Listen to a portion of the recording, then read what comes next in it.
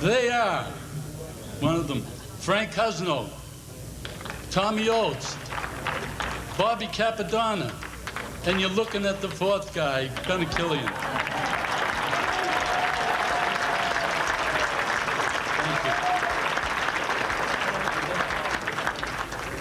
Speaking of Tommy Oates, it is a great pleasure for me to join Tommy in the Hall of Fame, along with our 1948 classmate, Arthur Shannon. Then, of course,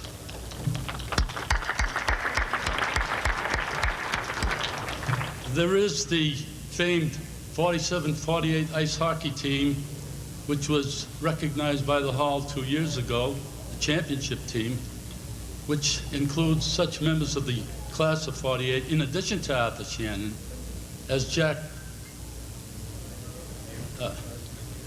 Carey, thank you, Ted Tossi, Henry Kasparian, we are claiming Henry as our own.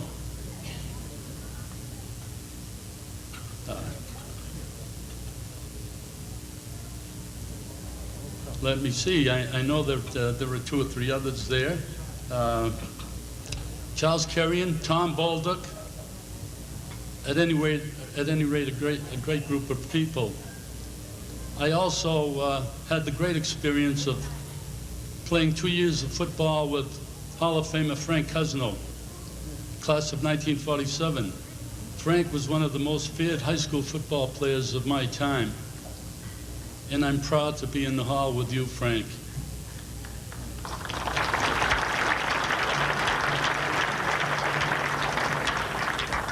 You know, some great philosopher must have said it at one time, that there are 3 phases in everybody's lifetime. The first phase is when we're little kids. And then after a period of years, when we get to the 8th and 9th grade, we become the big kids. And then at some point in time, which arrives all too soon for many of us, we become old geezers.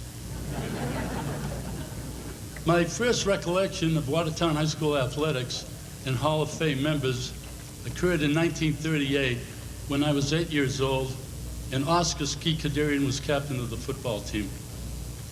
I remember a bitter cold Thanksgiving Day game at the Belmont Field when my body turned numb from the weather. My older brother, Stephen Newbar, and I were allowed to enter the Watertown locker room at halftime so that I could thaw out. And here, Phil Costello took away my punchline, but I'm going to say it anyway. I overheard and was fascinated by the salty language used by the coach, Dan Sullivan, which earned him the endearing nickname of Dirty Dan. Ski Kadarian was honored by the Hall at its very first induction ceremony.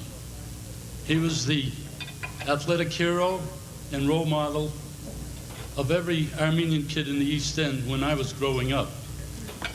The ever popular Jocko Ananian perhaps paid me the greatest compliment of my youthful playing days.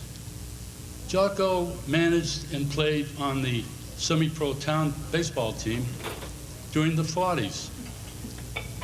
I was a mere 16-year-old hopeful, and I would get dressed and glove in hand while living on Dartmouth Street, just hoping and praying that the heat and humidity of a given Sunday when the games were played would leave Jocko 1 member short of a full team so that he might come calling on me.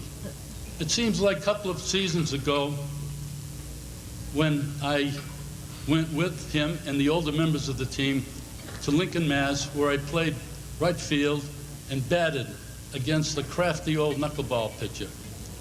I learned the futility of hitting that pitch at a very early age. But oh, what great fun and learning experience it was for me. Another memorable meeting with a Hall of Fame member occurred at the Naval Academy when the Harvard baseball team, which I was a member of, played the Navy. As I was walking off the field at the completion of the game, I was approached by a handsome Navy captain in full dress uniform. He extended his hand to me and said, he noticed from that day's baseball program that we both came from the same hometown of Watertown. He didn't need to introduce himself to me as Lefty Lavakis, Watertown class of 1938, who was a famed scholar athlete and whose example I tried to follow while growing up. It was a great thrill for me to meet Lefty for the first time that day. And of course, I was here at the ceremony when he was on it earlier, a few years back. I'm told that Lefty received his nickname from a Watertown High School teacher who had trouble with the handle of his Greek first name of Leftras. He therefore coined the name Lefty, which has stuck to this day. A night like this brings back a flood of memories and good times of when I grew up in Watertown. Although I am being honored here tonight, I would like to thank and honor my family and friends who have turned out in force for this very special occasion. There are too many to recognize on an individual basis, with the exception of my brother Nubar, who has been a lifelong big brother, counselor, and supporter to me and my family. Please stand up and take a well-deserved bow, Ajax.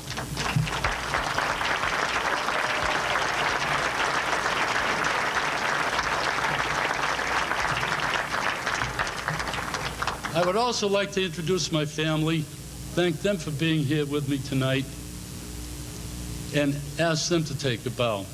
My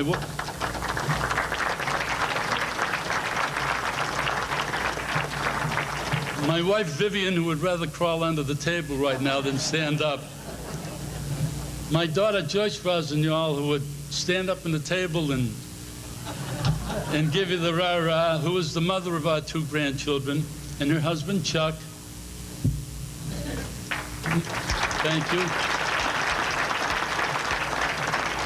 My son, Stephen, and his wife, Phyllis. Steve. My daughter, Gail Phillips, and her husband, Eric.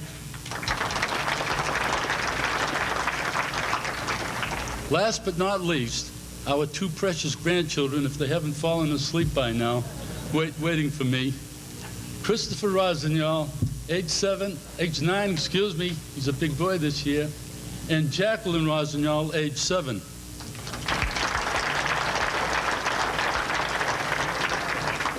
Vivian and I have been blessed with a wonderful family.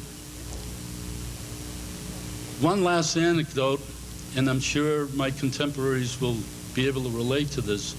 You know, the Hall of Fame committee does a tremendous job with favorable publicity for its inductees. My 9-year-old grandson, Chris, was looking at the Middlesex News, which had a picture of his pa, that's me, and pointing it out to a friend of his. Chris, what's his name? Bro, okay.